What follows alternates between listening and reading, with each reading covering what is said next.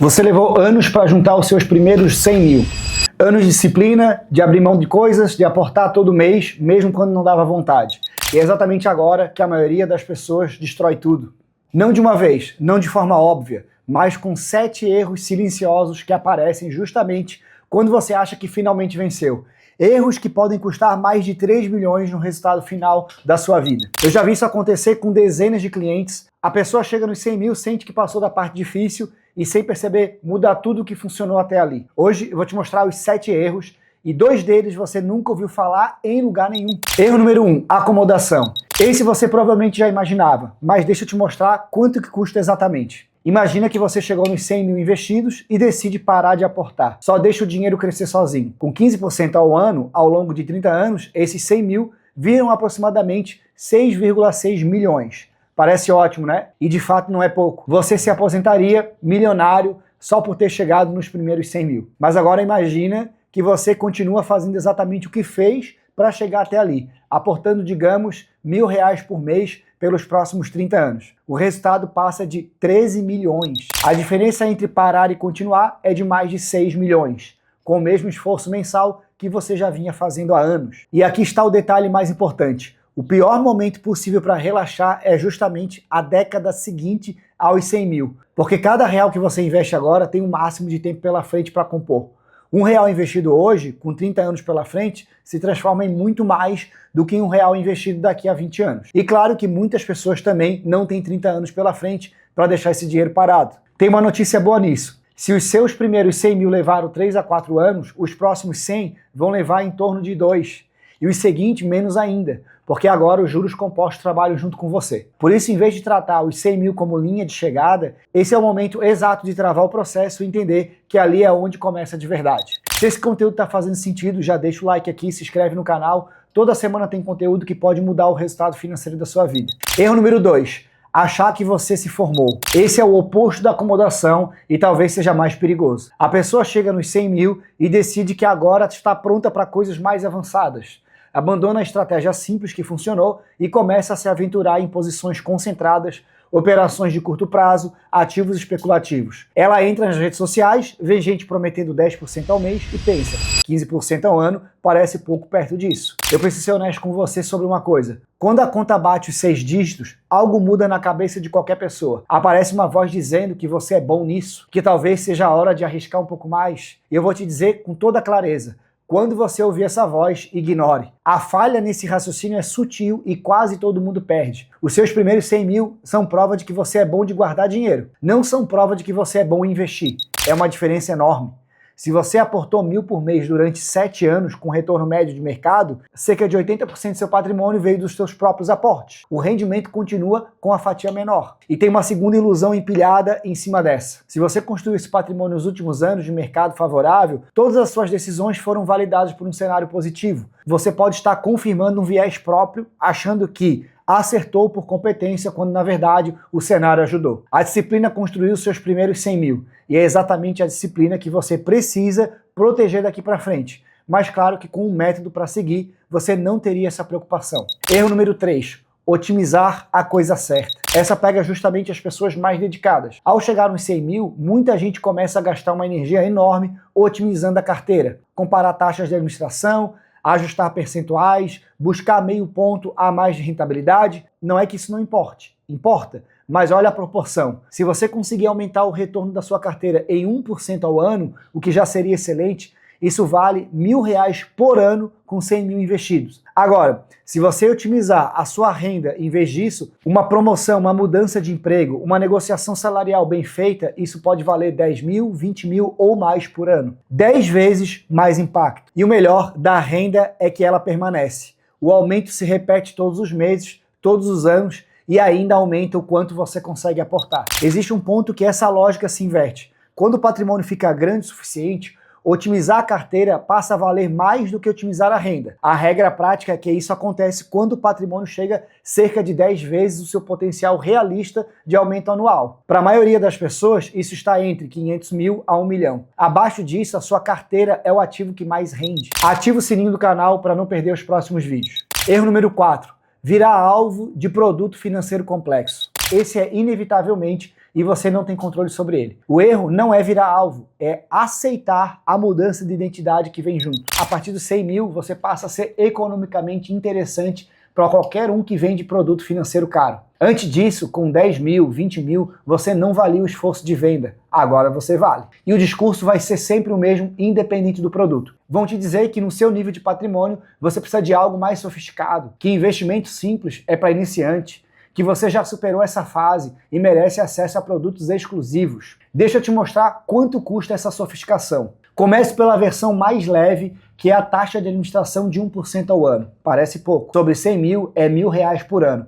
Incomoda, mas não parece grave. Só que a taxa corrói o retorno de todos os anos. Com 15% ao ano, 100 mil em 30 anos viram cerca de 6,6 milhões. Com 14% ao ano, viram cerca de 5 milhões. Uma diferença de 1,6 milhões transferida para outra pessoa. Muitas vezes por um serviço que você conseguiria fazer com o método de uma carteira estruturada. Agora a versão mais agressiva. A previdência privada vendida em banco. Esse é o produto mais empurrado para quem acabou de cruzar os 6 dígitos. Você paga uma contribuição mensal e é convencido de que está construindo a aposentadoria com vantagem fiscal. O que quase nunca te contam é que uma parte relevante do que você paga nos primeiros anos vai para a comissão de quem vendeu e para taxas administrativas, não para o seu patrimônio.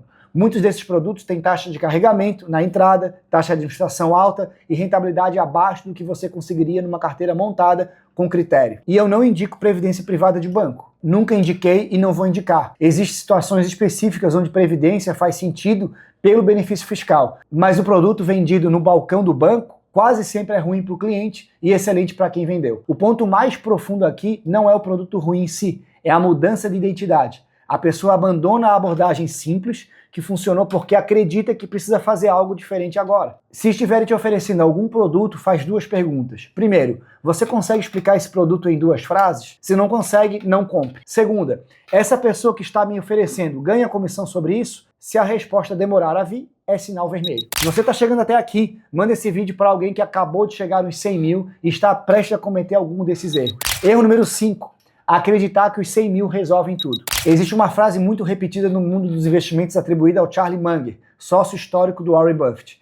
Ele dizia que os primeiros 100 mil dólares são a parte mais difícil e que você deveria conseguir fazer esse valor de qualquer forma legal possível, porque depois disso o patrimônio explode. A frase não está errada, mas ela cria um problema enorme que ninguém comenta. A interpretação que quase todo mundo faz é que depois dos 100 mil tudo fica fácil. Isso não é verdade. Como você viu no primeiro erro, os seus próximos 100 mil ainda vão vir majoritariamente dos seus aportes, não do rendimento. Existe sim um ponto em que os juros compostos assumem o comando, e dá para calcular exatamente quando isso acontece. A conta é simples. Você descobre quando 15% do seu patrimônio supera o valor que você aporta todo mês. Se você aporta 20 mil por ano, o patrimônio precisa render mais de 20 mil anuais para que os juros trabalhem mais do que você. Com 15% ao ano, isso acontece quando o patrimônio chega perto de 135 mil. E aqui tem um detalhe curioso. Quanto mais você aporta, mais precisa ser o patrimônio para que os juros superem a sua contribuição.